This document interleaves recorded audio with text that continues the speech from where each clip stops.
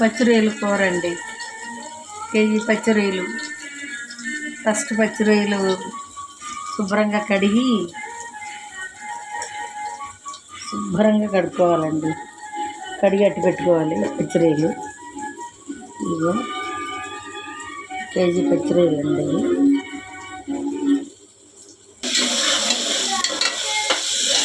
కొంచెం ఉల్లిపాయ వేగిన తర్వాత కాస్త వేగాలండి, కొద్దిగా దోరగా వేగాలి.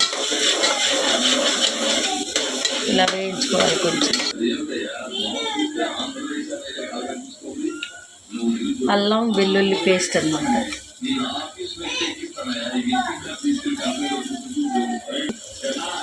అల్లం వెల్లుల్లి పేస్టు, కొద్ది పసుపు,